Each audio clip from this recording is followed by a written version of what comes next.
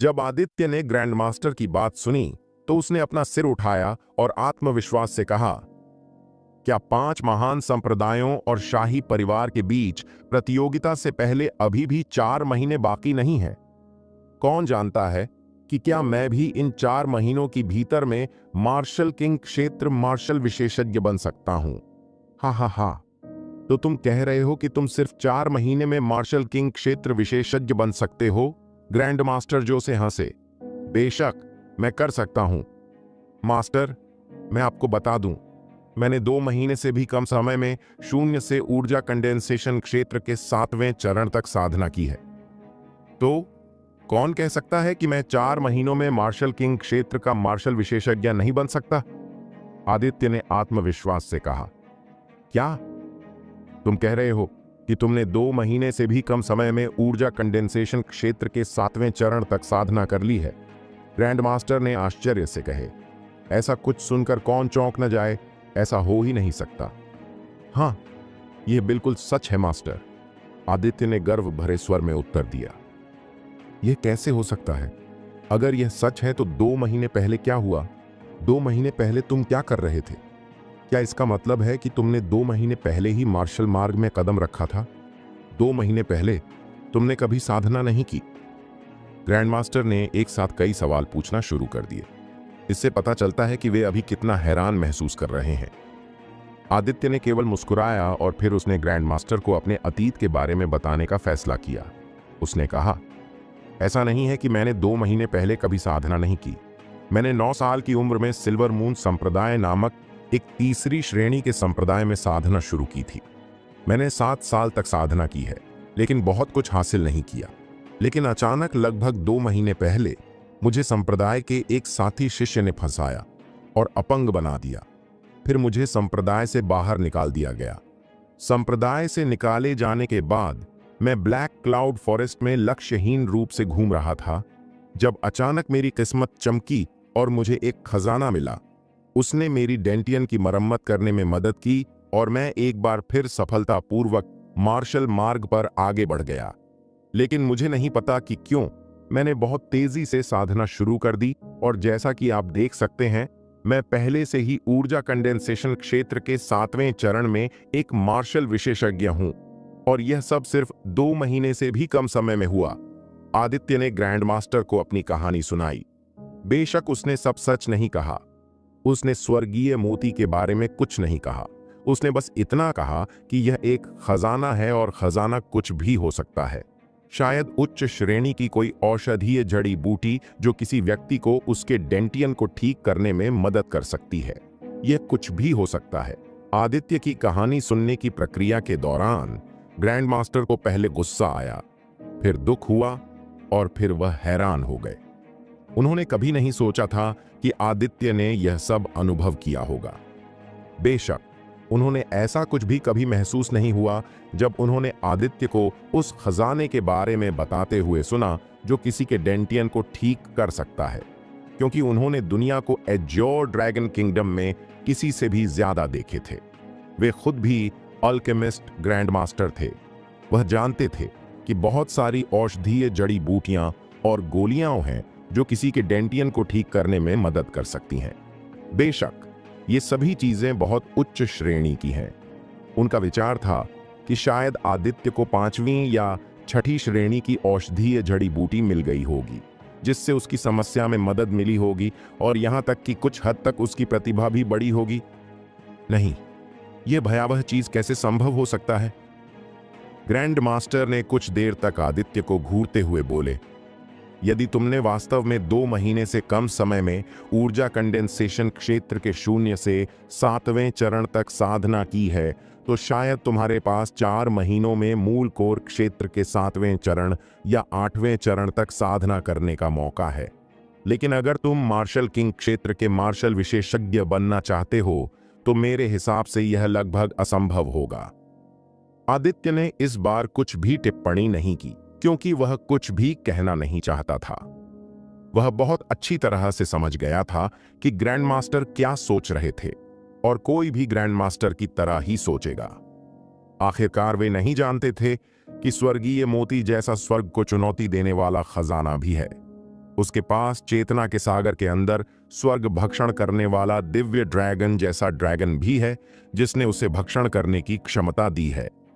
वह कुछ भी और सब कुछ खा सकती है, लेकिन शर्त यह है कि उसके पास भक्षण करने के लिए आवश्यक शक्ति होनी चाहिए। अगर वह जंगल में जादुई जानवर का शिकार करने जाता है और फिर उसे खा जाता है, तो उसके लिए 4 महीने में मार्शल किंग क्षेत्र मार्शल आर्टिस्ट बनना कैसे संभव नहीं हो सकता? हाँ, यह बहुत मुश्किल है, लेकिन फिर भी यह असंभव नहीं है। ग्रैंड मास्टर ने फिर कहे, आदित्य, मार्शल किंग क्षेत्र की बात को एक तरफ छोड़ो। अगर तुम इन 4 महीनों में मूल कोर क्षेत्र के 9वें चरण तक साधना कर सकते हो, तो मैं वादा करता हूं, मैं सम्राट और 5 महान संप्रदायों के संप्रदाय के लीडरों से बात करूंगा, ताकि तुम्हें उन 15 स्थानों में से एक स्थान दिला सकूं। फिर तुम गुप्त क्षेत्र में प्रवेश करने के लिए अन्य 14 शिष्यों के साथ ग्रैंडजिया साम्राज्य में जा सकते हो। सच में आदित्य को यह सुनकर आश्चर्य हुआ, लेकिन वह यह भी समझ गया कि यह वास्तव में संभव है।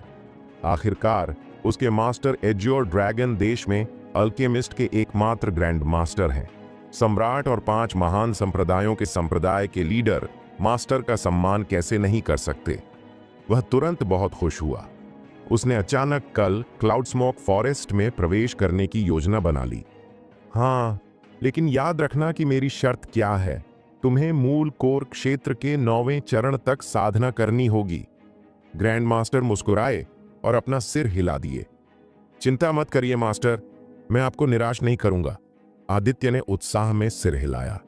फिर वह जाने के लिए खड़ा हुआ, लेकिन अचानक जैसे उसे कुछ याद आया, वह मुड़ा और बोला, मास्टर, प्रतियोगिता के दूसरे दौर से पहले मैंने बॉडी टेम्परिंग पिल को परिष्कृत करने की कोशिश की थी। क्या आप एक नजर देखना चाहते हैं? सच में? बढ़िया, मुझे दिखाओ। ग्रैंड मास्टर भी जल्दी से खड़े हो गए और आदित्य के सामने अपना हाथ बढ़ा दिए। आदित्य ने अपना हाथ हिलाया और उसके हाथ में हवा से एक गोली की बोतल आ गई। फिर उसने वह गोली की बोतल ग्रैंड मास्टर के हाथ पर रख दी। ग्रैंड मास्टर ने जल्दी से बोतल का ढक्कन खोल दिए। जैसे ही उन्होंने बोतल का ढक्कन खोल दिए, हवा में एक समृद्ध औषधीय सुगंध फैल गई। यह देखकर वह हैरान रह गए। उन्होंने गोली की बोतल से एक गोली निकाली और थोड़ी देर देखने के बाद फिर से बोले, 90% शुद्धता।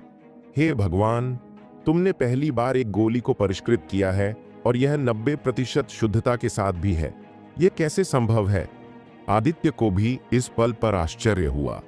पहले जब उसने ये बॉडी टेम्परिंग गोलियां बनाई थीं, तो उसने यह नहीं देखा था कि उनमें कितनी शुद्धता है। चूंकि अगले दिन प्रतियोगिता का दूसरा दौर था, इसलिए उसने जल्दी जल्दी बॉडी टेम्परिंग गोलियों के कुल 17 सेटों को परिष्कृत किया। प्रत्येक सेट में उसने 4 गोलियों को परिष्कृत किया। इसलिए बॉडी टेम्परिंग गोलियों के सभी 17 औषधीय तत्वों को परिष्कृत करने के बाद उसने कुल 68 गोलियां परिष्कृत किया था। उसके बाद वह उन गोलियों की जांच किए बिना ही तुरंत आराम करने चला गया, क्योंकि उसे उन बॉडी टेम्परिंग गोलियों को परिष्कृत करने के बाद बहुत थकान महसूस हो रही थी। अब जब ग्रैंड मास्टर ने कहे कि ये बॉडी टेम्परिंग पिल्स 90% शुद्धता के साथ बनाई गई है, तो उसे आश्चर्य हुआ। लेकिन उसका आश्चर्य और ग्रैंड मास्टर का आश्चर्य दोनों अलग अलग थे। ग्रैंड मास्टर ने कभी ऐसी गोली नहीं देखी जो 90% शुद्धता के साथ बनाई गई हो। यहां तक कि वह, जो कि अल्केमिस्ट ग्रैंड मास्टर हैं, ने कभी भी 90% शुद्धता के साथ किसी भी गोली को नहीं बनाए थे।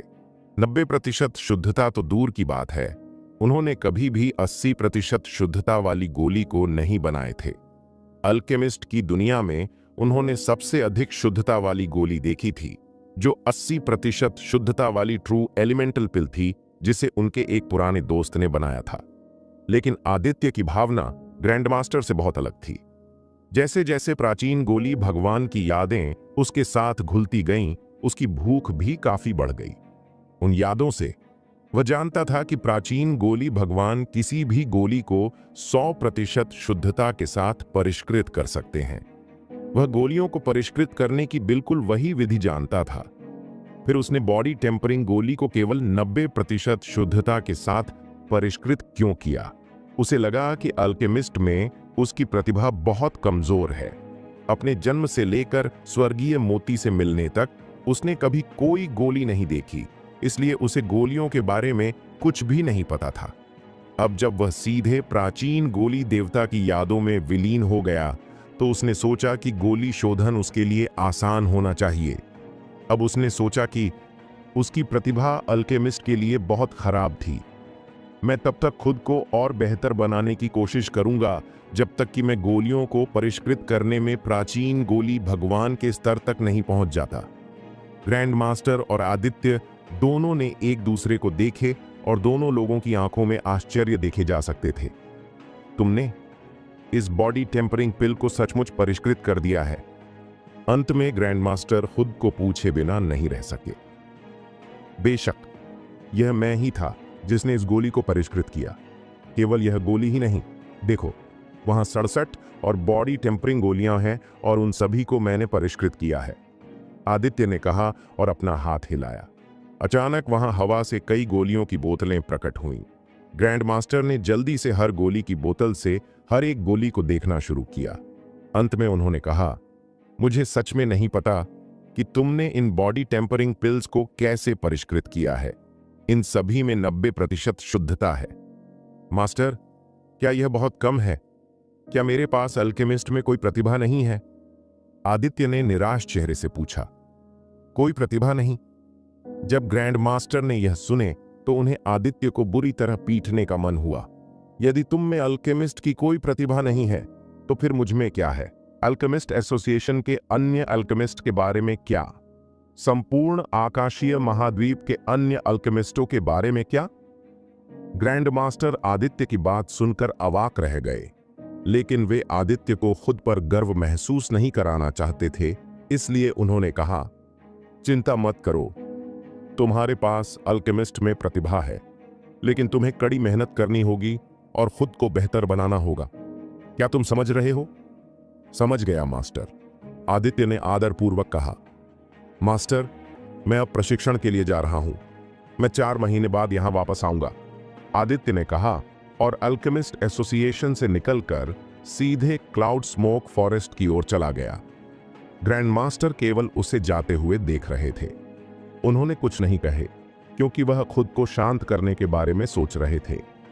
वह अभी भी इस तथ्य को मानने में सक्षम नहीं थे कि उनके शिष्य के पास अल्केमिस्ट में इतनी भयानक प्रतिभा है। हा हा हा हा हा हा हा हा। थोड़ी देर बाद जब वह शांत हुए तो पागलों की तरह हंसने लगे। मृदुल बूढ़े, बस तुम इंतजार करो। अगर मैं नहीं तो मेरा शिष्य तुमसे मेरा बदला लेगा। बस तुमने मेरे साथ जो कुछ भी किया है उसकी कीमत चुकाने के लिए इंतजार करो। ग्रैंड मास्टर हंसते रहे। वह बहुत देर बाद ही रुके और फिर आह भरी। उनकी आंखों में उदासी की एक झलक दिखाई दी और फिर तुरंत गायब हो गई। वह फिर से अपने शांत स्वभाव में आ गए और अच्छे मूड में नीचे चले गए। आदित्य सीधे क्लाउड स्मोक फॉरेस्ट की ओर चला गया। धूप बत्ती जलने में जितना समय लगा, उसके बाद उसकी आंखों के सामने एक जंगल दिखाई देता है। वह एक बार फिर क्लाउड स्मोक फॉरेस्ट में दाखिल हुआ। उसके पैरों के नीचे गिरे हुए पत्तों की एक मोटी परत बिछी हुई थी, जबकि पुराने और अजीबोगरीब पेड़ जो जीवन से भरी आभा के साथ साथ नमी और सड़ती हुई बदबू भी दे रहे थे, उसे घेरे हुए थे। ये बहुत ही शांत था, मौत जैसा। फिर भी कभी कभी जंगली जानवरों की दहाड़ें मानो नरक से आ रही हों, पूरे जंगल में गूंज उठती थीं। अगर कोई एक साथ दसियों जादुई जानवरों की ये दहाड़ें सुन ले तो निश्चित रूप से उसके सिर में झुनझुनी होने लगेगी, जिससे कोई भी सुन्न होकर लापरवाह होने की हिम्मत नहीं करेगा। पिछली बार जब वह प्रतियोगिता के पहले दौर के लिए यहां आया था तो वह माहौल अब से बिल्कुल अलग था। उस समय पूरा जंगल प्रतिभागियों के शोरगुल से भरा हुआ था। आदित्य सीधे जंगल में गहरे इलाके की ओर गया और रास्ते में मिलने वाले सभी जादुई जानवरों को अनदेखा कर दिया। ये जादुई जानवर बहुत ही निम्न स्तर के थे और वे उसके किसी काम के नहीं थे, इसीलिए उसने सीधे उन्हें अनदेखा कर दिया और आगे बढ़ना जारी रखा। लगभग आधे घंटे के बाद वह फिर से कोहरे की मोटी परत के सामने आ गया। उसने दौड़ना बंद कर दिया और कोहरे की दीवार को देखने लगा।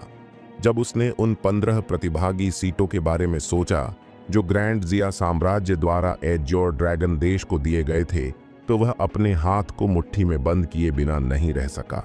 उसे किसी भी कीमत पर एक सीट हासिल करना ही होगा और केवल 4 महीनों में मूल कोर क्षेत्र के कम से कम 9वें चरण तक पहुंचने के बाद ही वह उन 15 स्थानों में से अपने लिए एक स्थान बचाने का अवसर प्राप्त कर सकता है।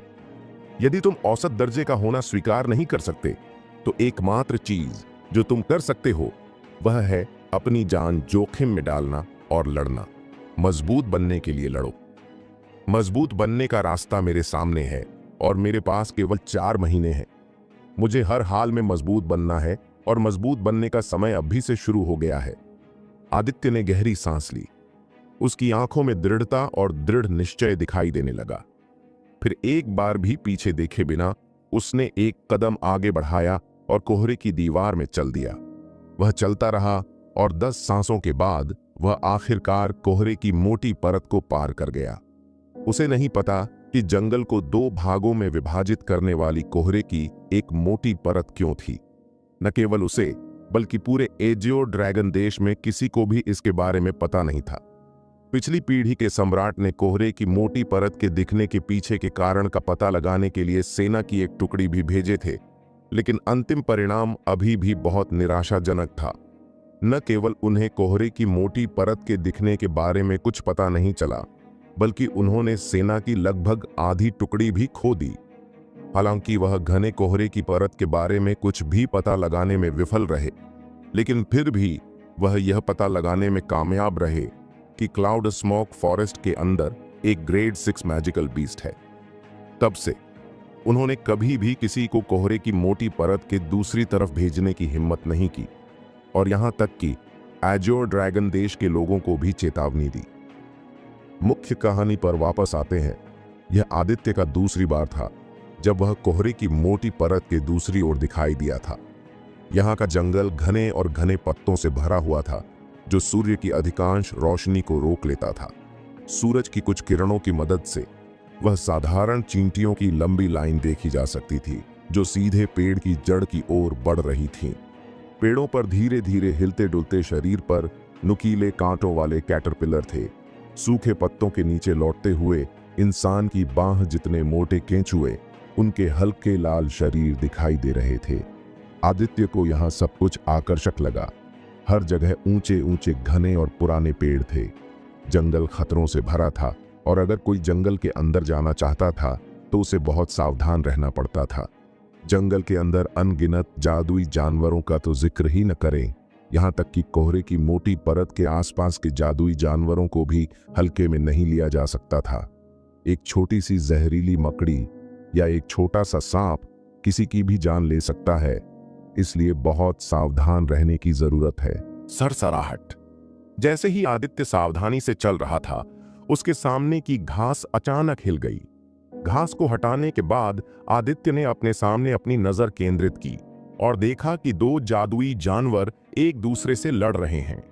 एक तो दूसरे दर्जे का सुअर जैसा जादुई जानवर था और दूसरा जादुई जानवर वह था जिससे आदित्य बहुत परिचित था, जो दूसरे दर्जे का गोल्डन जायंट ऐप था। दोनों एक जादुई जानवर की लाश के लिए लड़ रहे थे। आदित्य ने सुअर जैसे जादुई जानवर को देखा। यह लगभग एक सामान्य जंगली सुअर के आकार का था, लेकिन इसका पूरा शरीर हरा लाल था। इसकी पूंछ की नोक आसमान में एक हरे रंग की चमक के साथ लटकी हुई थी। आदित्य ने तुरंत समझ लिया कि सुअर बहुत जहरीला था। यह एक बिच्छू पूंछ वाला सुअर निकला। आदित्य की आंखें चमक उठीं। हालांकि ये दोनों केवल दूसरे दर्जे के जादुई जानवर थे और आदित्य को अपनी साधना बढ़ाने में उतनी मदद नहीं कर पाएगी, लेकिन फिर भी वह थोड़ा बहुत लाभ प्राप्त कर सकता था। एक कहावत है कि हर बूंद मायने रखती है और पानी की एक एक बूंद से सागर भर सकता है। इसलिए भले ही वह गोल्डन जायंट ऐप और बिच्छू पूंछ वाले सुअर को खाने के बाद केवल थोड़ी सी आत्मिक ऊर्जा प्राप्त कर पाता है, फिर भी यह गिना जाएगा और उसे बड़ी उपलब्धि हासिल करने में मदद कर सकता है। आदित्य ने अपनी स्थानिक अंगूठी से एक तलवार निकाली और चुपचाप 2 जादुई जानवरों की ओर बढ़ गया। आदित्य की ताकत अब पहले से ही मूल कोर क्षेत्र साधक के एक मार्शल विशेषज्ञ के बराबर थी और उसके सामने ये 2 जादुई जानवर केवल ऊर्जा कंडेंसेशन क्षेत्र मार्शल विशेषज्ञ की ताकत रखते हैं। बिच्छू पूंछ वाला सुअर और गोल्डन जायंट ऐप, उन्हें तो यह भी नहीं पता था कि खतरा चुपचाप आ रहा है। वे दोनों एक दूसरे से लड़ते रहे। आदित्य ने अचानक गति बढ़ा दी और दो जादुई जानवरों के सामने प्रकट हुआ और अपनी तलवार को पूरी ताकत से 2 बार घुमाया। उसके बाद कुछ नहीं हुआ। दोनों जादुई जानवर दूसरे दर्जे के थे। उनमें आदित्य से बदला लेने की जरा सी भी ताकत नहीं थी। आदित्य ने उनके सिर धड़ से अलग कर दिए और वे दोनों बेजान होकर जमीन पर गिर पड़े। आदित्य ने दूसरे दर्जे के जादुई जानवरों के 2 बेजान शरीर को देखा। खा जाओ। बिना और अधिक समय बर्बाद किए आदित्य ने तुरंत अपनी भक्षण क्षमता का इस्तेमाल किया और बिच्छू पूंछ वाले सुअर और गोल्डन जायंट ऐप दोनों को खा लिया। कुछ क्षण बाद आदित्य जादुई जानवरों की 2 सूखी लाशें छोड़ते हुए वहां से चला गया। आदित्य जंगल में सावधानी से आगे बढ़ रहा था। रास्ते में उसने कई दूसरे दर्जे के जादुई जानवरों का शिकार किया। यह अफसोस की बात थी कि उसे अभी भी किसी तीसरे दर्जे के जादुई जानवर का सामना नहीं करना पड़ा। क्या हो रहा है? मैं जंगल में बहुत अंदर तक चला गया हूं, लेकिन फिर भी मुझे कोई तीसरी दर्जे या उससे ऊपर का जादुई जानवर नहीं दिखा। आदित्य यह समझने में असफल रहा कि क्या हो रहा है, इसलिए वह बस चलता रहा। छींटे छींटे। कुछ 100 मीटर आगे बढ़ने के बाद अचानक एक डरावनी आवाज एक निश्चित दिशा से आई। यह एक जादुई जानवर की दहाड़ थी। आदित्य जल्दी से उस दिशा की ओर चला और पेड़ों को अलग करके एक नजर डालने के बाद आदित्य अपने आप को ठंडे पसीने से तरबतर होने से नहीं रोक सका। जंगल में पेड़ बहुत घनी थी, जिससे दृष्टि और रोशनी की रेखा प्रभावित हो रही थी। हालांकि पेड़ों की घनी धब्बेदार छाया के माध्यम से आदित्य एक रेंगते हुए विशालकाय जानवर को देखने में कामयाब रहा। यह एक विशालकाय अजगर था, जो पानी की बाल्टी जितना मोटा था और 40 मीटर लंबा भी था। यह वास्तव में एक बैल के आकार के काले भेड़िए को अपने पेट में निगल रहा था। अजगर का पूरा शरीर हरा था और उसका मुंह खुला हुआ था। काले भेड़िए का सिर पहले ही हरे अजगर ने निगल लिया था। अगर कुछ असामान्य नहीं हुआ तो यह काला भेड़िया इस गहरे हरे अजगर का भोजन बन जाएगा। आदित्य ने अपनी लार निगल ली क्योंकि उसकी आंखों में झिझक थी। वह एक तरफ इस विशालकाय अजगर का शिकार करना चाहता था और दूसरी तरफ उसे इस विशालकाय अजगर के शरीर से एक खतरनाक आभा भी निकलती हुई महसूस हुई। यह विशालकाय अजगर इतना विशाल था और शायद यह एक शीर्ष तीसरी श्रेणी का जादुई जानवर था। अगर वह इस विशालकाय अजगर को खा सकता है तो वह कम से कम एक रैंक में जरूर सफल हो सकता है। लेकिन सवाल यह था, क्या वह इस विशालकाय अजगर को मार पाएगा? आखिरकार उसे इस विशालकाय अजगर से बहुत बड़ा खतरा महसूस हुआ। आदित्य ने कुछ देर सोचा और उसे जाने देने का फैसला किया। यह विशालकाय अजगर वास्तव में बहुत विशालकाय था और वह पहले से ही इसकी ठंड और भयावह आभा को महसूस कर सकता था। आदित्य को इसे मारने का भरोसा नहीं था। अगर ऐसा है तो बेहतर है कि मैं यहां से चला जाऊं। मेरी जिंदगी इससे कहीं ज्यादा महत्वपूर्ण है, आदित्य ने बड़बड़ाते हुए कहा। और जैसे ही वह वहां से खिसकने वाला था, उसे अपनी पीठ में ठंडक महसूस हुई। वह खुद को रोक नहीं सका और थोड़ा मुड़कर विशालकाय अजगर की ओर देखने लगा। जब उसने विशालकाय अजगर की ओर देखा तो उसने पाया कि विशालकाय अजगर भी उसे देख रहा था। अजगर की आंखों वाला एक जोड़ा उसे बर्फीली निगाहों से देख रहा था। दौड़ना! बिना कुछ सोचे समझे आदित्य ने पलटकर पूरी गति से दौड़ना शुरू कर दिया। हालांकि वह अभी भी एक कदम पीछे था। जैसे ही उसने दौड़ना शुरू किया, एक लंबी हरी पूंछ उसके पास आई, जो आश्चर्यजनक गति से उसकी ओर बढ़ रही थी। आदित्य विशाल अजगर के इस हमले से बचना चाहता था, लेकिन फिर भी यह उसके कंधे पर जा लगा। काचा! पी! आ! पूरे जंगल में हड्डी टूटने की आवाज गूंज उठी। विशालकाय अजगर की पूंछ से आदित्य के कंधे पर चोट लगने से वह उड़ गया। इस हमले की वजह से उसके कंधे की हड्डी टूट गई। आदित्य दर्द से चिल्ला उठा, लानत है! यह वास्तव में एक ग्रेड 4 जादुई जानवर है। मेरी किस्मत इतनी खराब कैसे हो सकती है? आदित्य ने जोर से गाली दी। उसने बढ़ते दर्द के बारे में कुछ भी नहीं सोचा। वह तुरंत खड़ा हो गया और फिर से दौड़ना शुरू कर दिया। लेकिन अचानक ही विशालकाय अजगर उसके सामने आ गया। उसने अपना मुंह खोला और फिर आदित्य पर झपट पड़ा। बकवास! आदित्य खुद को जोर से चिल्लाने से रोक नहीं सका और तुरंत अपनी तलवार निकाली और विशालकाय अजगर के बड़े मुंह पर वार किया। लेकिन फिर भी अगले ही पल वह एक अंधेरी जगह में प्रकट हो गया।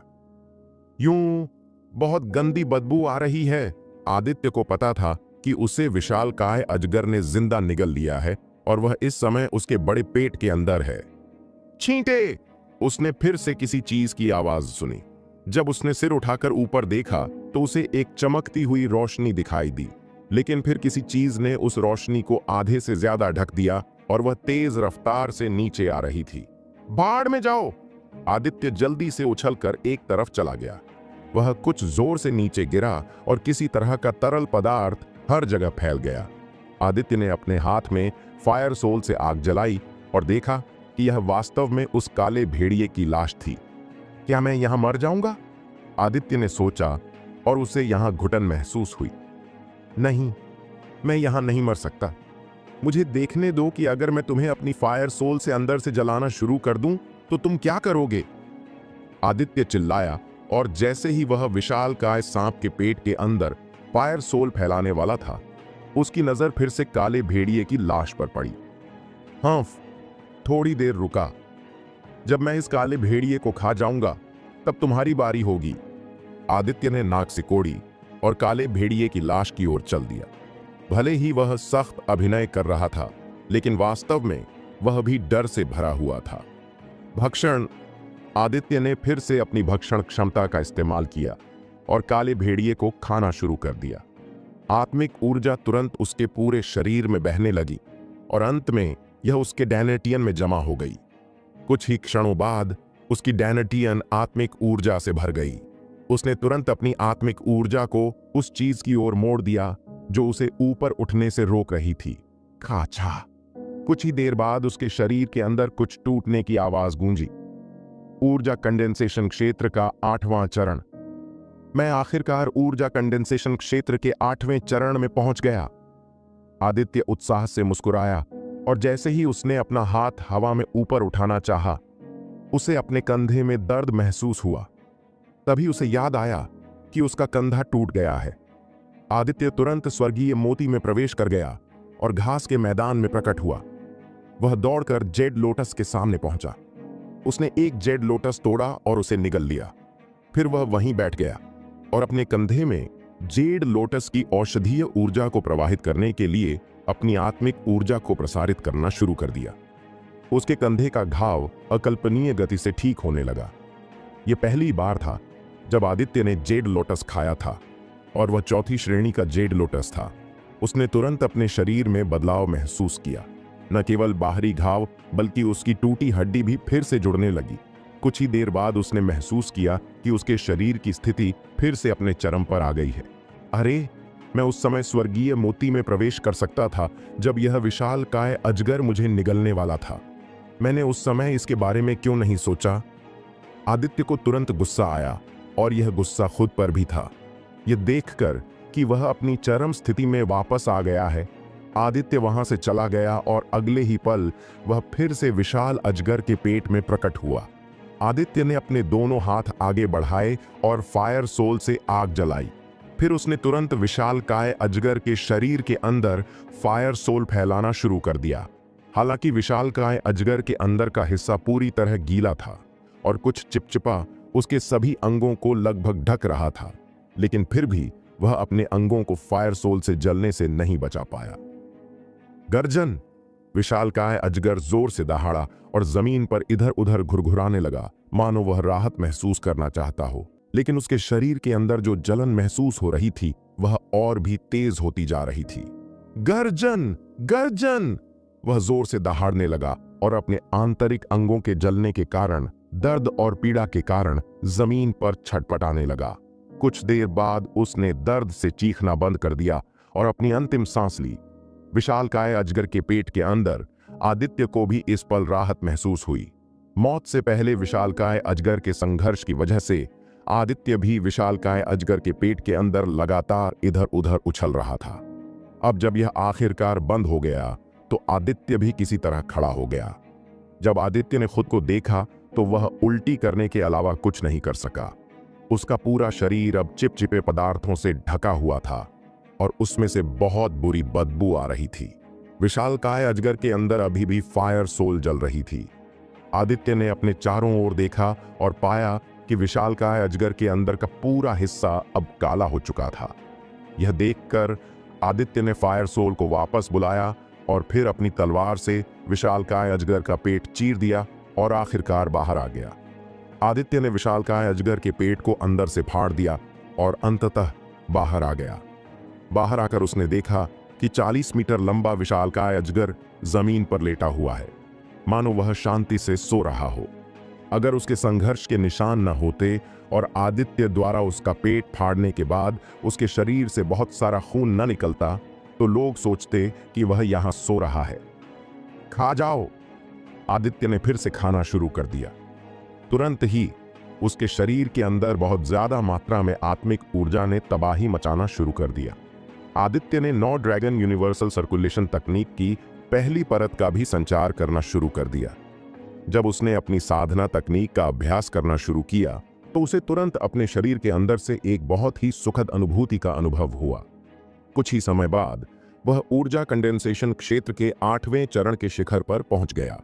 लेकिन वह यहीं नहीं रुका और 9 ड्रैगन यूनिवर्सल सर्कुलेशन तकनीक की पहली परत का परिसंचरण जारी रहा और अगले चरण की ओर अपना कदम बढ़ाया। बूम! ऊर्जा कंडेंसेशन क्षेत्र का 9वां चरण।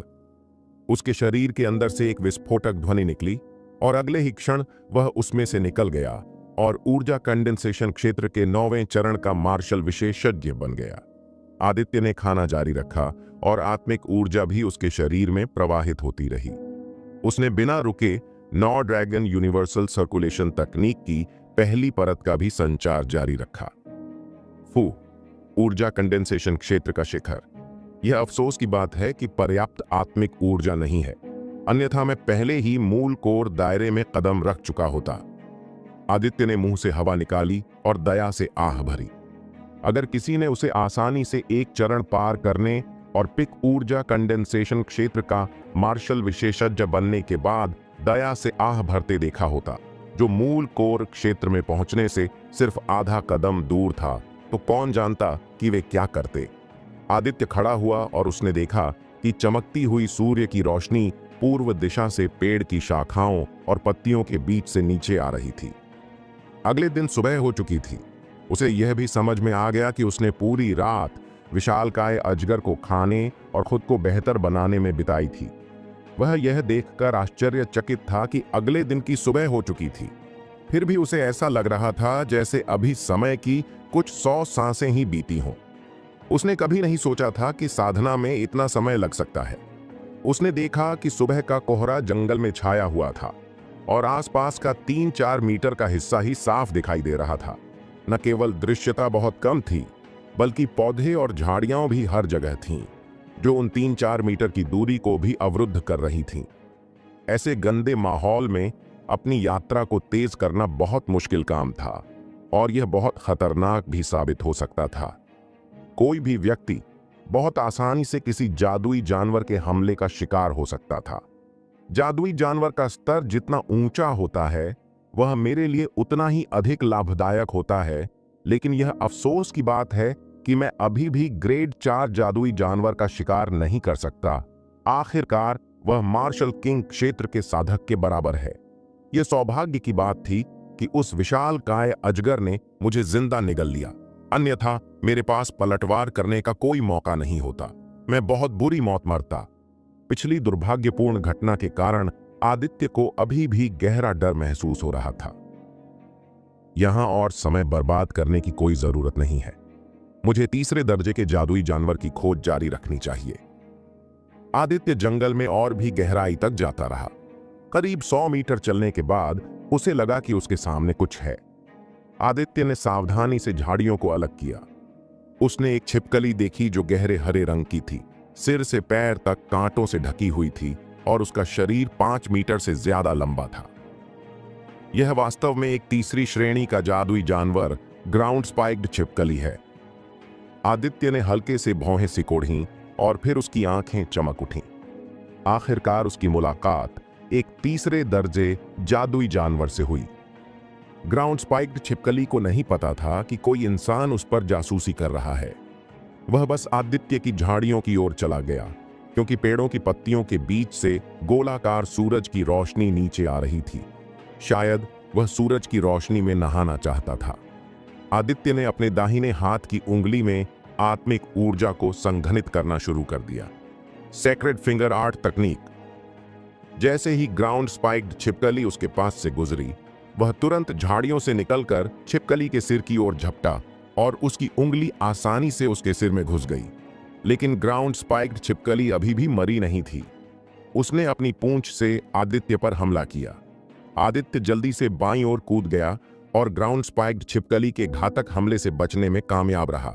शुआ! आदित्य ने तलवार निकाली और पूरी ताकत से ग्राउंड स्पाइक्ड छिपकली के घाव पर वार किया। गर्जन!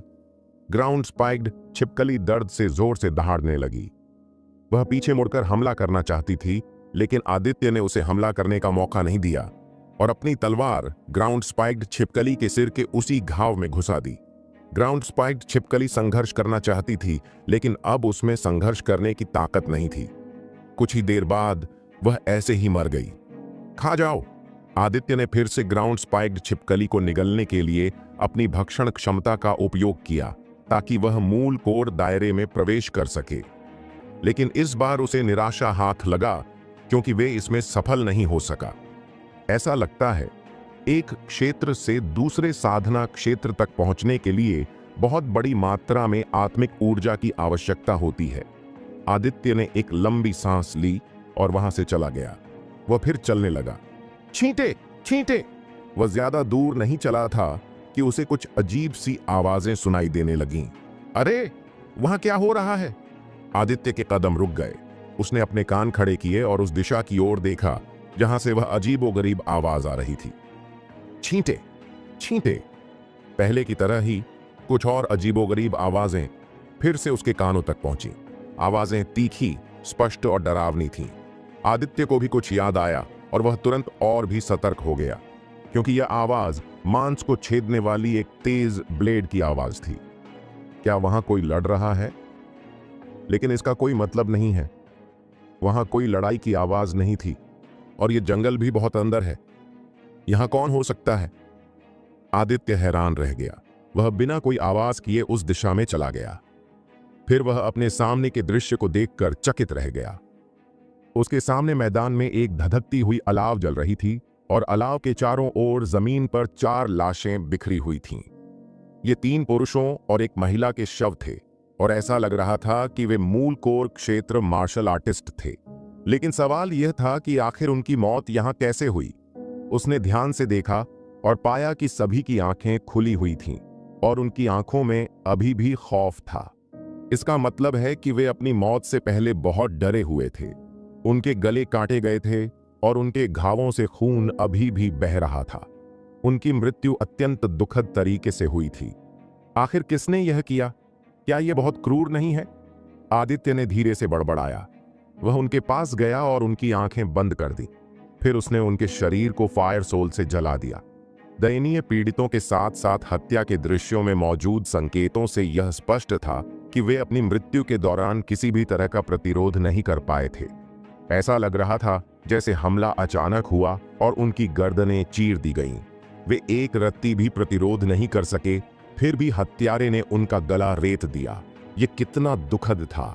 क्या तुम मुझे खोज रहे हो? अप्रत्याशित रूप से अचानक आदित्य के कानों में एक मजाकिया आवाज गूंजी। वह घबरा गया। जैसे ही आवाज उसके कानों के पास पहुंची, उसे अपने गले में हल्की ठंडक महसूस हुई। वुश!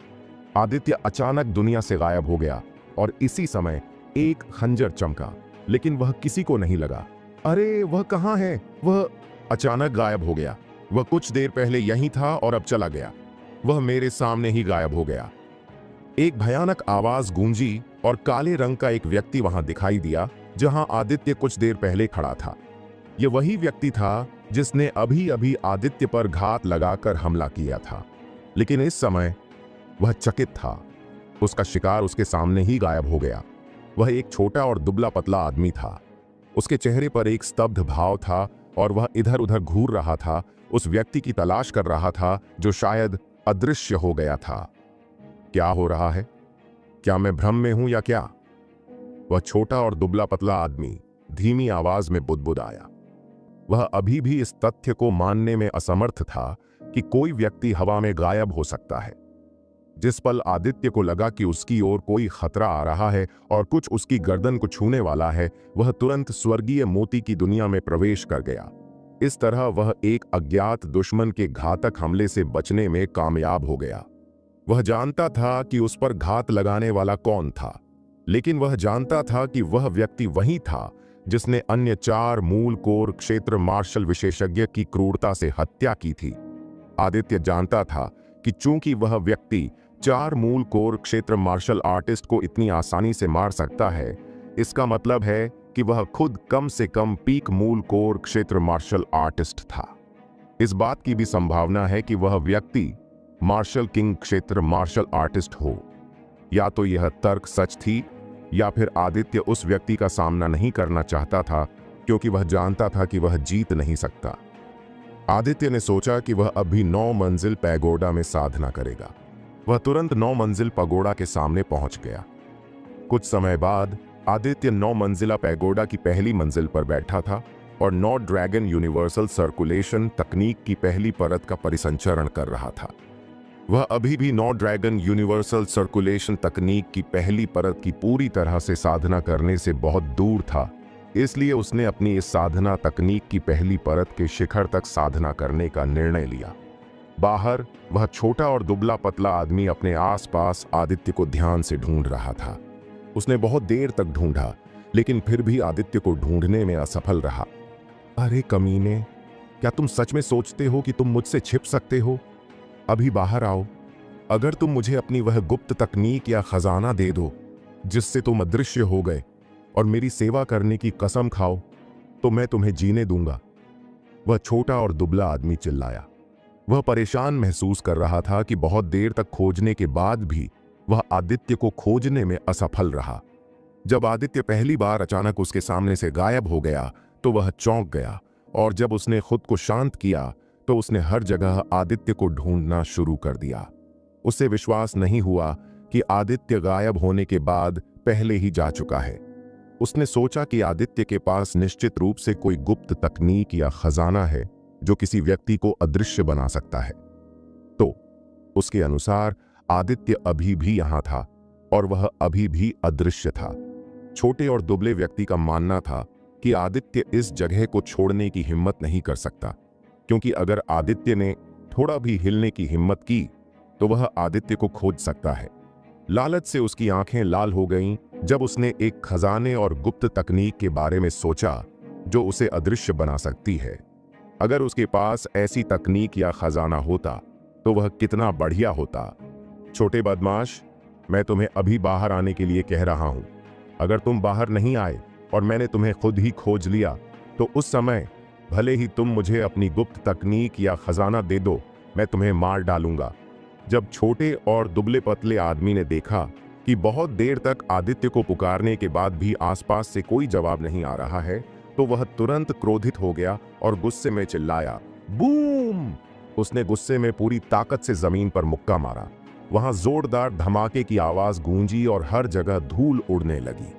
उस छोटे और दुबले पतले आदमी ने अपने कान खड़े करके किसी भी संदिग्ध आवाज को सुनने की कोशिश की ताकि वह आदित्य को ढूंढ सके, लेकिन उसे फिर से निराशा हाथ लगी। जब धूल जम गई तो उस जगह पर एक बहुत बड़ा और गहरा गड्ढा दिखाई दिया जहां छोटे और दुबले आदमी ने कुछ देर पहले मुक्का मारा था। इससे यह देखा जा सकता था कि आदित्य सही था कि छोटा और दुबला आदमी एक बहुत शक्तिशाली मार्शल विशेषज्ञ है। छोटे बदमाश, मैं तुम्हें बता दूं, मैं भी बहुत जिद्दी हूं। अब मैं यहीं बैठूंगा और इंतजार करूंगा। देखता हूं तुम कब तक टिके रह सकते हो और बाहर नहीं आ सकते। मुझे नहीं लगता कि तुम्हारे पास इतनी असीम आत्मिक ऊर्जा है कि तुम अदृश्य बने रह सको। यह देखकर कि आदित्य बाहर नहीं आ रहा था, वह छोटा और दुबला पतला आदमी फिर से चिल्लाया और एक खुरदरे पत्थर पर बैठ गया और आदित्य के अपनी सारी आत्मिक ऊर्जा को खत्म करने का इंतजार करने लगा। उस समय आदित्य जरूर दिखाई देगा और फिर वह आदित्य को पकड़ सकता है और उसे गुप्त तकनीक का जो भी खजाना है उसे ले सकता है। उसके बाद वह आदित्य को 100 टुकड़ों में काट देगा और उसे जादुई जानवरों को खिला देगा। लगभग 3 दिन हो गए हैं जब से आदित्य ने 9 मंजिला पैगोडा की पहली मंजिल पर साधना शुरू की थी। 9 मंजिला पैगोडा की पहली मंजिल के अंदर 3 दिन बाहर के 1 दिन के बराबर थे। आदित्य लगभग 3 दिनों से साधना कर रहा था। इसका मतलब है कि बाहर 1 दिन लगभग खत्म हो चुका था। वह छोटा और दुबला पतला आदमी पूरे दिन उसका इंतजार करता रहा, लेकिन उसे निराशा ही हाथ लगी। लेकिन फिर भी उसने हार नहीं मानी और इंतजार करना जारी रखा। आदित्य को समय बीतने का एहसास नहीं हुआ। वह गहरी साधना में डूब गया, जहां वह किसी भी अन्य विचार या बाहरी अशांति से मुक्त था। 9 मंजिला पैगोडा के अंदर साधना करने का यह भी लाभ था। यहां कोई भी व्यक्ति सब कुछ भूल सकता है और आसानी से गहरी साधना में डूब सकता है। इस तरह से उसे साधना के बारे में भी ज्ञान हो सकता है और यहां साधना करने से उन्हें बहुत लाभ मिल सकता है। चूंकि वह 9 ड्रैगन यूनिवर्सल सर्कुलेशन तकनीक की पहली परत की साधना कर रहा था, इसलिए उसकी चेतना के सागर के अंदर स्वर्ग भक्षण करने वाला दिव्य ड्रैगन भी बदल रहा था और वह बहुत अधिक मजबूत होता जा रहा था। इससे पहले जब स्वर्ग भक्षण करने वाला दिव्य ड्रैगन पहली बार बना था तो उसके सिर पर कोई सींग नहीं था, लेकिन अब उसके सिर पर छोटे छोटे सींगों की एक जोड़ी उग रही थी। पहले इसकी लंबाई केवल 10 मीटर थी, लेकिन अब इसकी लंबाई लगभग 2 गुनी यानी 20 मीटर हो गई है। समय धीरे धीरे बीत रहा था। 1 दिन हुई, 2 दिन बीत गए, 3 दिन, 4 दिन। अचानक 9 मंजिला पगोड़ा की पूरी पहली मंजिल पर एक पागल हंसी गूंज उठी। हा हा हा हा हा हा हा हा हा हा। जाहिर है यह आदित्य था जो पागलों की तरह हंस रहा था। वह नहीं जानता था कि उसने कितने समय तक साधना की थी, लेकिन जब उसने अपनी आंखें खोलीं तो उसने महसूस किया कि स्वर्ग भक्षण करने वाले दिव्य ड्रैगन में पहले से बहुत बड़ा अंतर था। स्वर्ग भक्षण करने वाला दिव्य ड्रैगन अब न केवल 100 मीटर लंबा है, बल्कि इसके सींगों की जोड़ी भी बहुत लंबी हो गई है। अब यह एक परिपक्व ड्रैगन की तरह दिखता है। आदित्य ने इसे देखा और हंसा, क्योंकि उसे एहसास हुआ कि उसने स्वर्ग भक्षण करने वाले दिव्य ड्रैगन की एक और क्षमता प्राप्त कर ली है। उसे एहसास हुआ कि अब वह अपने दोनों हाथों को ड्रैगन के पंजों में बदल सकता है। यह स्पष्ट रूप से स्वर्ग भक्षण करने वाले दिव्य ड्रैगन के पंजे थे। जब उसका हाथ ड्रैगन के पंजे में बदल जाता है तो उसके हाथ की ताकत और भी मजबूत हो जाती है। उसने अपनी स्थानिक अंगूठी से एक आध्यात्मिक तलवार निकाली और अपने हाथों से उस पर हमला करने की कोशिश की, जो अब ड्रैगन के पंजे में बदल गई थी। और उसने देखा कि आध्यात्मिक तलवार पर स्पष्ट खरोंच थे। आदित्य यह देखकर चौंक गया। आदित्य ने कुछ देर तक कुछ सोचा और फिर उसने सेक्रेट फिंगर आर्ट तकनीक को अंजाम दिया, जबकि उसका हाथ अभी भी ड्रैगन के पंजे में था। उसने अपनी उंगली से आध्यात्मिक तलवार को छेदने की कोशिश की, जो एक ड्रैगन की उंगली थी, और वह यह देखकर हैरान रह गया कि वह आध्यात्मिक तलवार को लगभग छेदने में सक्षम था। तलवार की सतह जहां ड्रैगन की उंगली ने छेदने की कोशिश की थी, अब थोड़ी धंसी हुई थी। उसे यह जानना जरूरी था कि तलवार वास्तव में 2 उच्च श्रेणी की आध्यात्मिक रैंक तलवारों में से एक थी, जो उसे पीक मार्शल सम्राट क्षेत्र विशेषज्ञ सम्राट वासु की कब्र से मिली थी। पूरे एज्योर ड्रैगन देश में केवल कुछ ही उच्च श्रेणी के आध्यात्मिक रैंक हथियार थे, और यह 5 महान संप्रदायों के संप्रदाय लीडरों और सम्राट के हाथ में भी था।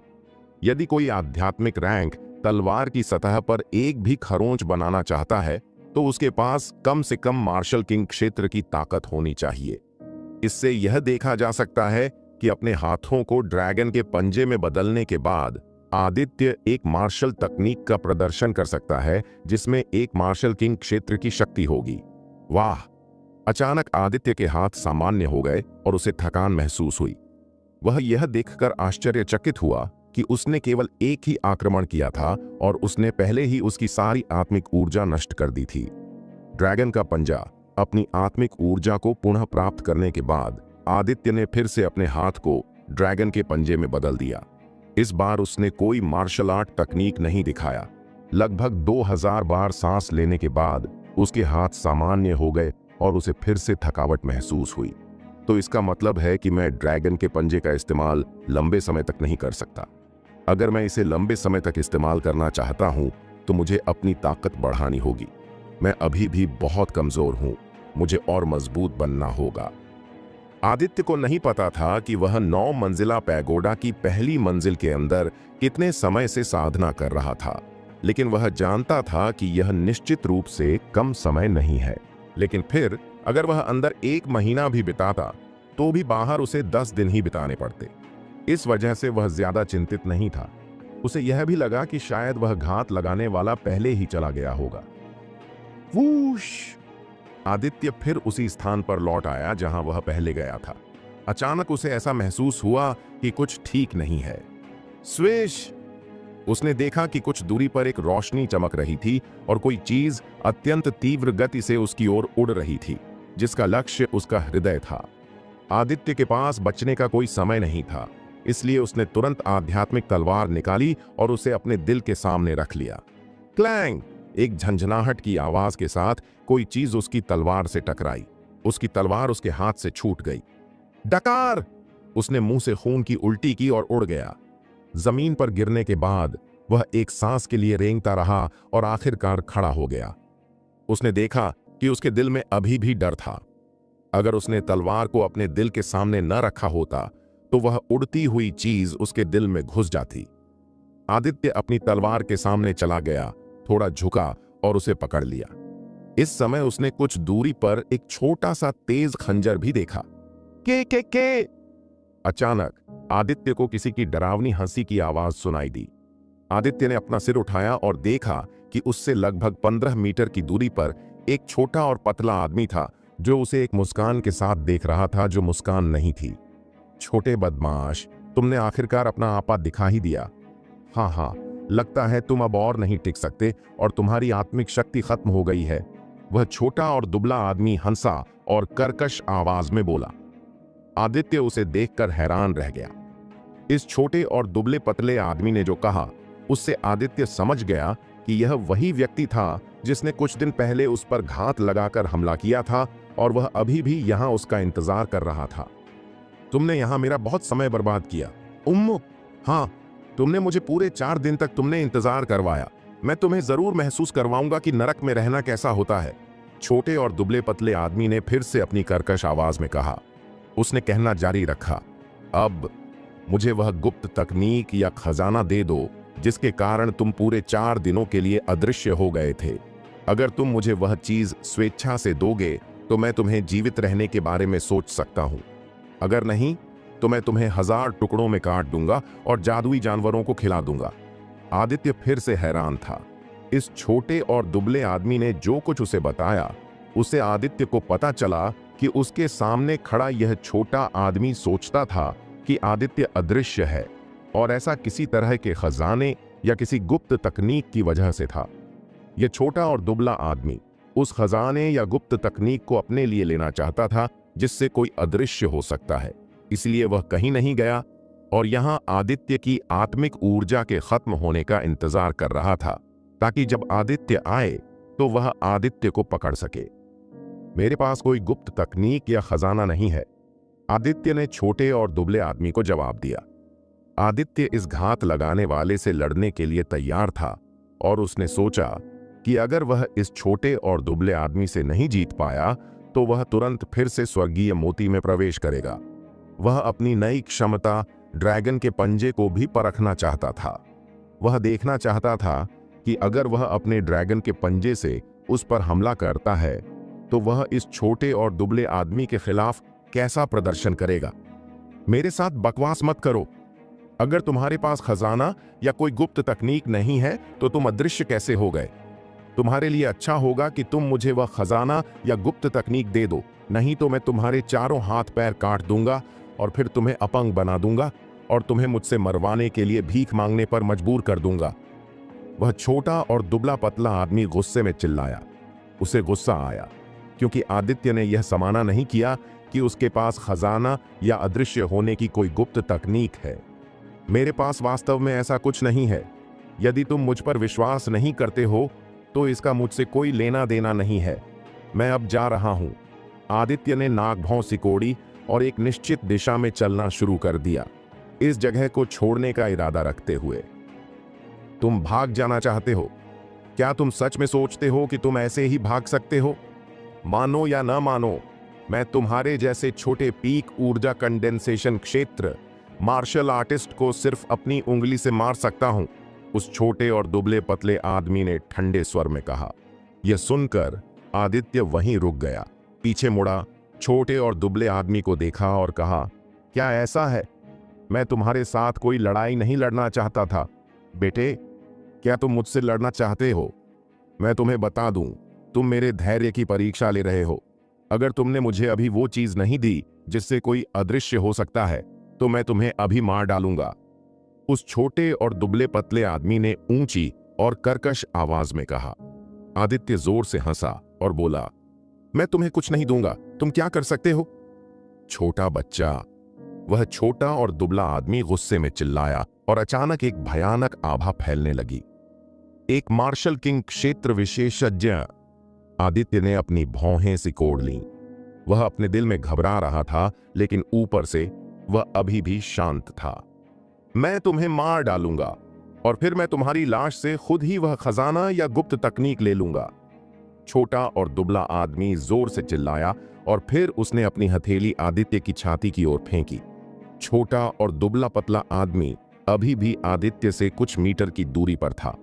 जब उसने अपनी हथेली से आदित्य पर हमला किया तो वह अभी भी अपनी जगह पर खड़ा था, लेकिन उसकी हथेली की एक बड़ी छवि उड़ी और अत्यधिक गति से आदित्य की छाती से टकरा गई। डकार! आदित्य फिर से उड़ गया और उसने एक बार फिर मुंह से खून की उल्टी की। उसे लगा कि उसके अंदरूनी अंग उसके मुंह से बाहर आने वाले हैं। तो यह एक मार्शल किंग क्षेत्र के मार्शल विशेषज्ञ की ताकत है। आदित्य कांपते हुए खड़ा हुआ और बोला, तुम्हें मार्शल किंग क्षेत्र के पहले चरण में होना चाहिए था, है ना? तुम्हारी ताकत जो अभी भी स्थिर नहीं हुई है, उसे देखते हुए तुम्हें मार्शल किंग दायरे में पहुंच जाना चाहिए था। तो क्या हुआ? अगर यह सच भी है तो भी मैं तुमसे 100 गुना ताकतवर हूं। मैं अपनी एक उंगली के झटके से तुम्हें मार सकता हूं। छोटे और दुबले पतले आदमी ने हंसते हुए अहंकार से जवाब दिया, क्या मजाक है? तुमने कहा था कि तुम अपनी उंगली के एक झटके से मुझे मार सकते हो, लेकिन तुम्हारी उस हथेली से मुझ पर हमला करने के बाद भी मैं नहीं मरा। आदित्य ने उसका मजाक उड़ाया। कमीने! छोटे और दुबले पतले आदमी ने गुस्से से उसे कोसा और वह फिर से उस पर झपटा। इस बार उसके हाथ में खंजर था, जिसका इरादा सीधे आदित्य के दिल में खंजर घोंपना था, ताकि वह आदित्य को दिखा सके कि उसे गुस्सा दिलाने का क्या नतीजा होता है। ड्रैगन का पंजा। जब वह आदित्य से लगभग 2 मीटर दूर था, आदित्य ने अचानक अपने दोनों हाथों को ड्रैगन के पंजे में बदल दिया और छोटे और दुबले आदमी पर अपने सबसे मजबूत हमले के लिए तैयार हो गया। सेक्रेड फिंगर आर्ट तकनीक।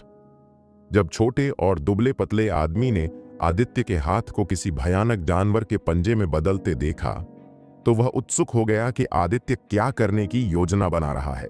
उसे विश्वास नहीं था कि पीक ऊर्जा कंडेंसेशन क्षेत्र का हमला उसे एक मार्शल किंग क्षेत्र विशेषज्ञ को नुकसान पहुंचा सकता है। उन दोनों के बीच बस बहुत ज्यादा अंतर था। लेकिन जब आदित्य ने सेक्रेड फिंगर आर्ट तकनीक का प्रदर्शन किया तो उसे खतरा महसूस हुआ। उसे लगा कि एक बहुत ही खतरनाक आभा उसकी ओर आ रही है। वह रुकना चाहता था और एक तरफ भागना चाहता था, लेकिन उसके लिए चकमा देने के लिए पहले ही बहुत देर हो चुकी थी। डेंग! पुतोंग!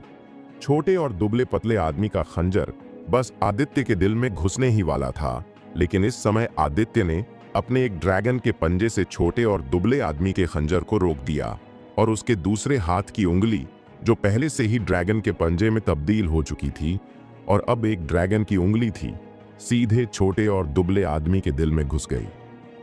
ऐसा हो ही नहीं सकता। यह वाक्य कहने के बाद छोटा और दुबला आदमी अपनी आखिरी सांस लेते हुए जमीन पर गिर पड़ा। छोटे और दुबले पतले आदमी की मौत ऐसी हुई जिसे वह खुद भी असंभव मानता था। अपनी मृत्यु के अंतिम क्षण में भी वह यह नहीं समझ पाया कि एक छोटे से ऊर्जा कंडेंसेशन क्षेत्र मार्शल आर्टिस्ट ने उसे कैसे मार डाला।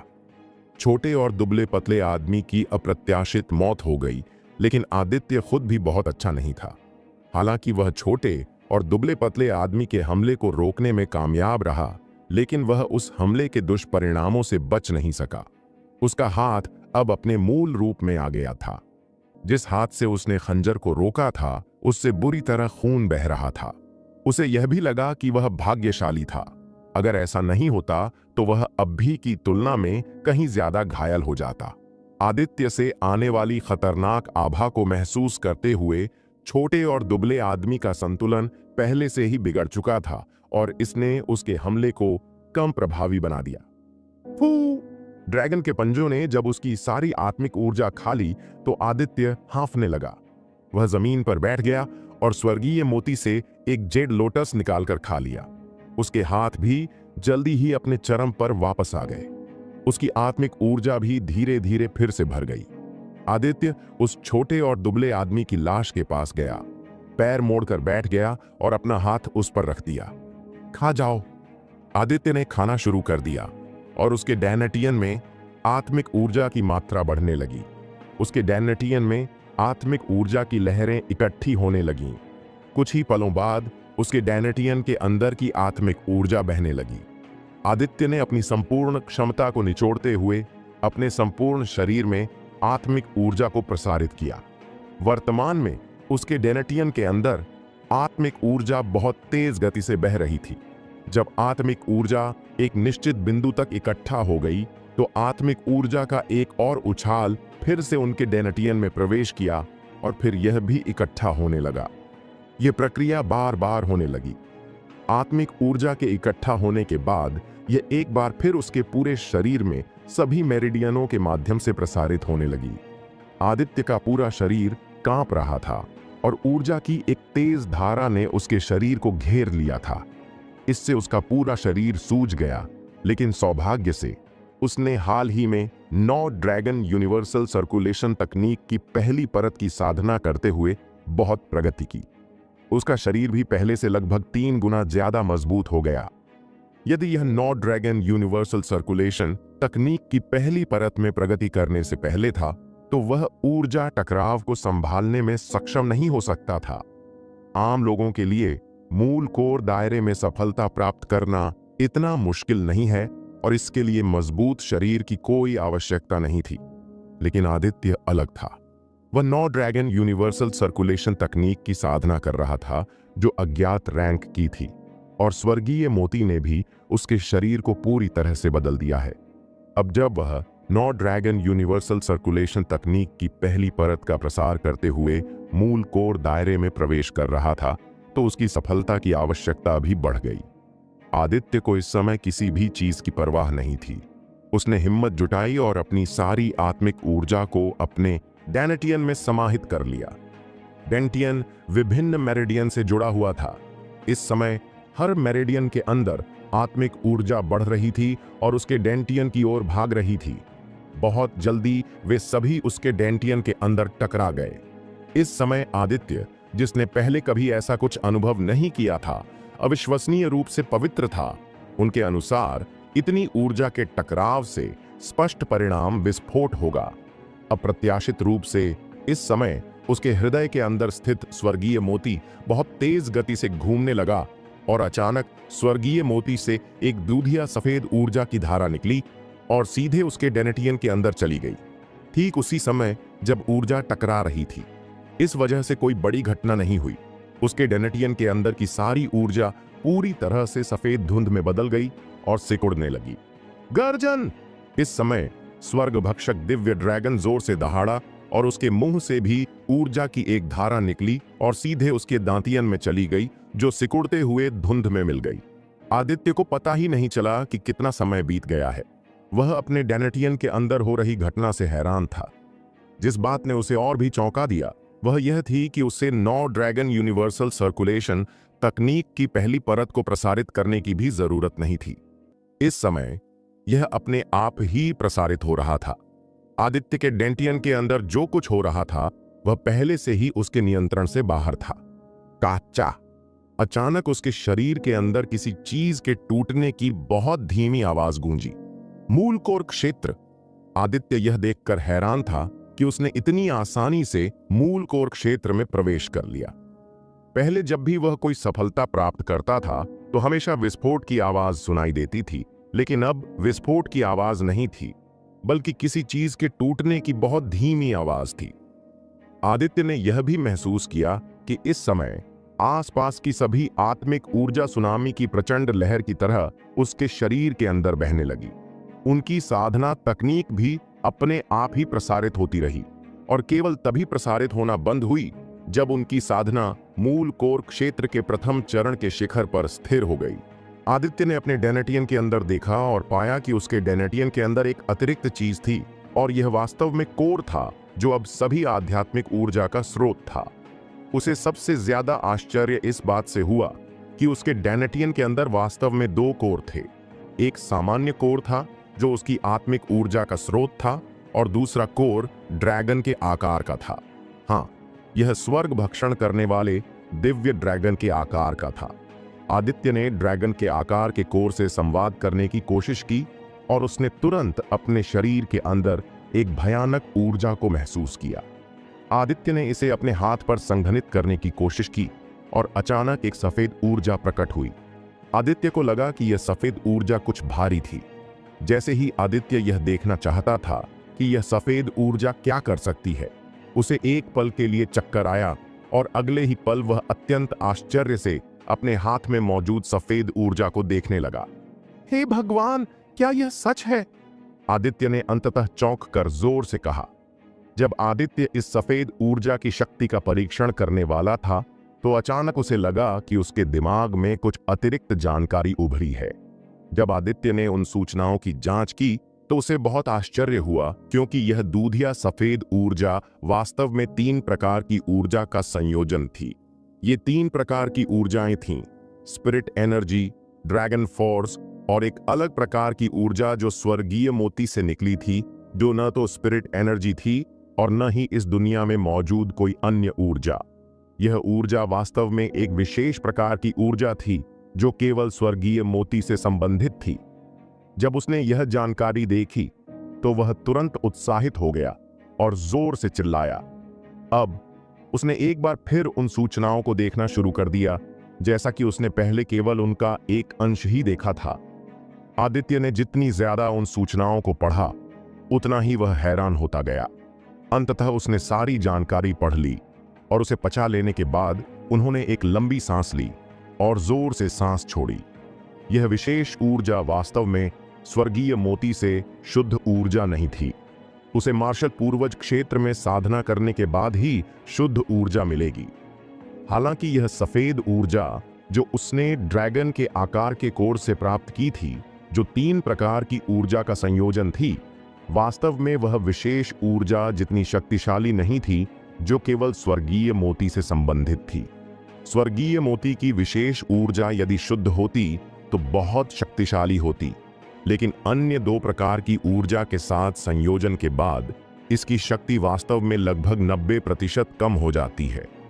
आदित्य ने पहले तो निराशा में अपना सिर हिलाया, लेकिन फिर वह उत्साहित हो गया, क्योंकि उसे उम्मीद थी, और उम्मीद यह थी कि जब वह 9 ड्रैगन यूनिवर्सल सर्कुलेशन तकनीक की पहली परत की साधना करेगा तो ड्रैगन का पंजा के आकार के कोर से खुद को अलग कर लेगा और उसके शरीर में विलीन हो जाएगा।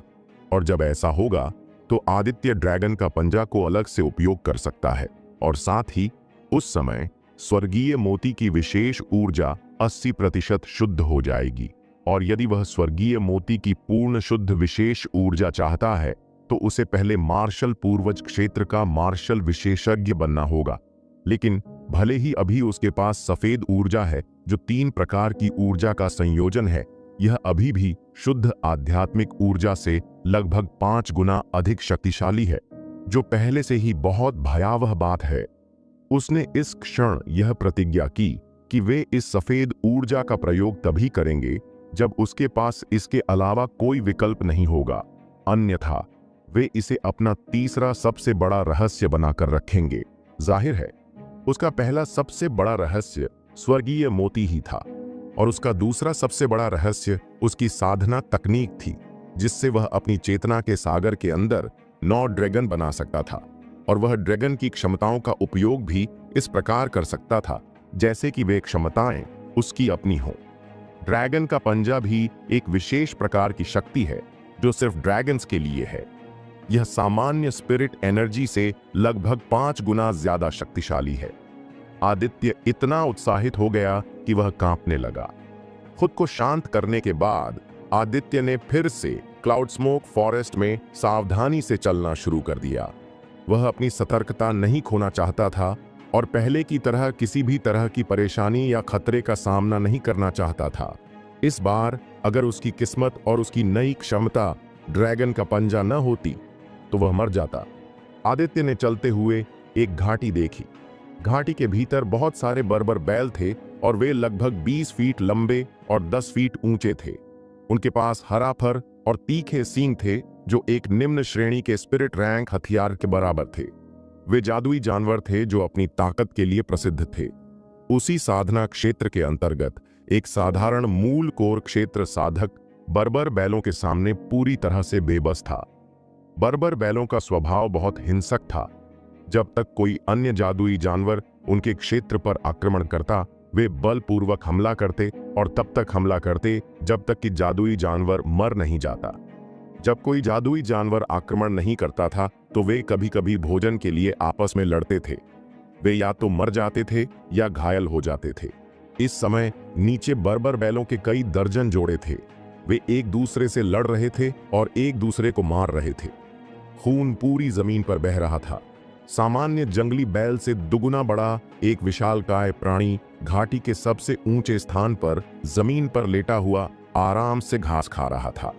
अचानक उसने अपना सिर झुकाया और आदित्य को देखा जो जंगली बैलों के समूह से कुछ ही दूरी पर था। उसने बहुत तेज दहाड़ लगाई। गर्जन! उस बर्बर बैल की दहाड़ सुनने के बाद घाटी में अन्य सभी बर्बर बैल तुरंत अपना काम रोककर एक के बाद एक आदित्य की दिशा में देखने लगे। दहाड़! दहाड़! जैसे ही उन्होंने आदित्य को देखा, उन्होंने तुरंत अपने खुरों को पटकना शुरू कर दिया और दहाड़ना शुरू कर दिया। क्योंकि आदित्य अभी भी घाटी में प्रवेश नहीं कर पाया था, इसलिए वे इसके बारे में कुछ नहीं कर सकते थे। हालांकि उनके खुरों से जमीन उड़ गई, जिससे धरती हिल गई और पहाड़ हिल गए। भले ही वह पीक मूल कोर क्षेत्र मार्शल आर्टिस्ट ही क्यों न हो, जब उसका सामना इन दर्जनों बर्बर सांडों से होता है जो उस पर हमला कर रहे होते हैं, तो उसे कम से कम अस्थायी रूप से उनसे बचना चाहिए। आदित्य ने आह भरी और आगे कूद गया। लेकिन मैं अलग हूं। जब मैं ऊर्जा कंडेंसेशन क्षेत्र के 9वें चरण में था तो मैं मार्शल किंग क्षेत्र के एक मार्शल विशेषज्ञ को मारने में कामयाब रहा। अब जब मैं पहले से ही एक मूल कोर दायरे का मार्शल विशेषज्ञ हूं तो मैं इन दर्जनों बर्बर सांडों का मुकाबला कैसे नहीं कर सकता। यहां भी कोई नहीं है। जब इन बर्बर सांडों का सामना करना पड़ता है तो मैं स्वतंत्र रूप से ड्रैगन के पंखों और ड्रैगन के पंजों का उपयोग कर सकता हूं। यहां लगभग 18 बर्बर बैल थे। उनमें से एक अन्य बर्बर बैलों की तुलना में थोड़ा अधिक शक्तिशाली लग रहा था। हो सकता है यह बर्बर बैलों के इस समूह का लीडर था। अन्य बर्बर बैल केवल मूल कोर क्षेत्र मार्शल आर्टिस्ट के दूसरे या तीसरे चरण के बराबर शक्तिशाली थे। आदित्य ने इन बहुत से बर्बर सांडों को देखकर लार टपका दी। उसने सोचा, इन बर्बर सांडों को अवशोषित करने के बाद वह मूल कोर दायरे के किस चरण तक पहुंच जाएगा। वह जितना अधिक शक्तिशाली होता जाएगा, मार्शल आर्टिस्ट या उसके जैसे ही क्षेत्र के जादुई जानवरों की लाशें उतनी ही कम प्रभावी होती जाएंगी। बर्बर बैलों के शरीर पर हरे रंग की त्वचा को देखकर कोई भी बता सकता था कि उनकी रक्षात्मक क्षमताएं बहुत अधिक थीं। यह संभावना थी कि कोई भी मूल कोर क्षेत्र मार्शल आर्टिस्ट इन बर्बर बैलों से निपटने के लिए तैयार नहीं होगा। मूल कोर क्षेत्र मार्शल आर्टिस्ट की बात तो दूर, ये बर्बर बैल एक साधारण मार्शल किंग क्षेत्र मार्शल आर्टिस्ट को भी सिरदर्द दे सकते हैं। इस घाटी में सैकड़ों बर्बर बैल थे और वे सभी समूहों में विभाजित थे। बर्बर बैलों के प्रत्येक समूह का अपना लीडर होता है जो मूल कोर दायरे के 7वें या 8वें चरण के मार्शल विशेषज्ञ जितना ही शक्तिशाली होता है। और जब इसे समूह के अन्य बर्बर बैलों के साथ जोड़ा जाता है तो उनकी लड़ाई की क्षमता लगभग एक मार्शल किंग क्षेत्र के मार्शल विशेषज्ञ से प्रतिस्पर्धा कर सकती है जिसने अभी अभी साधना के इस क्षेत्र में प्रवेश किया है। वहां बर्बर बैलों का एक समूह था जिसका सामना आदित्य अब भी करने की योजना बना रहा था। ऐसा कहा जाता है कि यहाँ एक बर्बर बैल सम्राट भी था जिसने इस घाटी और इन सैकड़ों बर्बर बैलों पर कब्जा करके शासन किया था। यह एक चौथी श्रेणी का जादुई जानवर है जो मार्शल किंग क्षेत्र में एक मार्शल विशेषज्ञ के बराबर है। इस बर्बर सम्राट और अन्य बर्बर बैलों के बीच की असमानता स्वर्ग और पृथ्वी के समान है। ऐसा कहा जाता है कि अकेले बर्बर सम्राट एक मार्शल विशेषज्ञ के साथ भी लड़ सकता है जिसने अभी अभी मार्शल सम्राट क्षेत्र में प्रवेश किया है, और यदि ऐसा न हो तो वह सैकड़ों उग्र स्वभाव वाले बर्बर बैलों को कैसे नियंत्रित कर सकता है और उन पर शासन कैसे कर सकता है। यह देखकर कि आदित्य उनकी ओर आ रहा है, घास खा रहा एक बर्बर बैल आदित्य की ओर ऐसे देख रहा था मानो उसे चेतावनी दे रहा हो कि वह उनके करीब न आए। आदित्य ने जमीन से एक पत्थर उठाया और उसे उस बर्बर बैल के शरीर पर फेंक दिया। पत्थर बर्बर बैल के सिर के बीच में लगा। बर्बर बैल ने गुस्से से आदित्य को देखा। आदित्य को देखते ही उसकी आंखें तुरंत लाल हो गईं और उसकी नाक से सफेद धुआं निकलने लगा। गर्जन! वह जोर से गुर्राया और धूल का बादल उड़ाते हुए आदित्य की ओर दौड़ा। क्योंकि यह घाटी का एक सुदूर क्षेत्र था, भले ही दो बर्बर बैल कुछ खोज रहे हों, वे आम तौर पर उस पर ध्यान नहीं देते, लेकिन आदित्य खुलेआम उनकी ओर बढ़ रहा था, जिससे वे इतने क्रोधित हो गए कि वे अपनी नाक से सफेद धुआं छोड़ते हुए जमीन पर अपने पैर रगड़ने लगे। यह दृश्य ऐसा लग रहा था मानो वे कभी भी एक साथ आदित्य पर हमला करने के लिए तैयार थे। पिछला बर्बर बैल जो आदित्य की ओर दौड़ा था, उसकी गति बढ़ गई। उसकी गति तुरंत कई गुना बढ़ गई और वह आदित्य की ओर दौड़ा। अच्छा! बर्बर बैल को बहुत तेज गति से अपनी ओर भागते देख आदित्य ने खुद को नहीं बचाया और वह भी बर्बर बैल की ओर भागने लगा। वह देखना चाहता था कि क्या वह स्वर्ग भक्षण करने वाले दिव्य ड्रैगन की किसी भी क्षमता का उपयोग किए बिना अपनी वर्तमान शक्ति से बर्बर बैल से निपट सकता है। वह देखना चाहता था कि वह बर्बर बैल से अधिक शक्तिशाली है या नहीं। Mountain collapsing fist! आदित्य ने जोर से चिल्लाकर बर्बर बैल के सिर पर मुक्का मारा। उसने माउंटेन कोलैप्सिंग फिस्ट को अंजाम देते हुए बीस्ट फायर सोल का भी इस्तेमाल किया। आखिरकार माउंटेन कोलैप्सिंग फिस्ट केवल एक निम्न श्रेणी की साधारण रैंक की मार्शल आर्ट स्किल थी। इसमें अकेले इतनी शक्ति नहीं है कि वह बर्बर बैल से सीधे भिड़ सके। आदित्य अपनी ताकत की जांच करना चाहता था, लेकिन वह मूर्ख नहीं था कि तीसरे दर्जे के जादुई जानवर के खिलाफ केवल निम्न श्रेणी के साधारण रैंक के मार्शल आर्ट स्किल का उपयोग करे। टकराना! बर्बर बैल का सिर और आदित्य की मुट्ठी का हमला दोनों एक दूसरे से टकरा गए। गर्जन! बर्बर बैल को 5 मीटर पीछे धकेल दिया गया और आदित्य भी लगभग 10 कदम पीछे हट गया। आदित्य के पीछे एक ऊंचा पेड़ था। जब आदित्य को पीछे धकेला गया तो वह उस पेड़ से टकरा गया। उसकी मुट्ठी के प्रहार से बर्बर बैल को भी कुछ नुकसान पहुंचा। उसकी खोपड़ी पर मौजूद उसकी त्वचा आदित्य द्वारा इस्तेमाल की गई फायर सोल से जल गई। थोड़ा चक्कर खा रहा बर्बर सांड अचानक अपना सिर हिलाया और अपनी आंखें फिर से आदित्य पर टिका दी। उसने फिर से अपने पिछले पैरों को जमीन पर रगड़ा और आदित्य पर हमला कर दिया। आदित्य ने आध्यात्मिक तलवार निकाला। आदित्य एक तरफ हट गया और बर्बर बैल का हमला चूक गया, लेकिन आदित्य ने इस मौके का फायदा उठाया और बिना किसी मार्शल आर्ट तकनीक का इस्तेमाल किए अपनी आध्यात्मिक तलवार से बर्बर बैल की गर्दन के पिछले हिस्से पर वार किया। उसने अपनी पूरी ताकत से तलवार से वार किया। एक बड़ा सिर तुरंत उड़कर जमीन पर आ गिरा। कुछ कदम आगे बढ़ने पर बर्बर बैल का सिरविहीन शरीर जमीन पर गिर गया। उसका खून मिट्टी में मिल गया और धीरे धीरे खून की गंध फैलने लगी। खा जाओ! आदित्य ने तुरंत बर्बर बैल के सिरहीन शरीर को छुआ और उसे खाना शुरू कर दिया। उसने तुरंत महसूस किया कि खत्म हुई आत्मिक ऊर्जा फिर से भर गई है।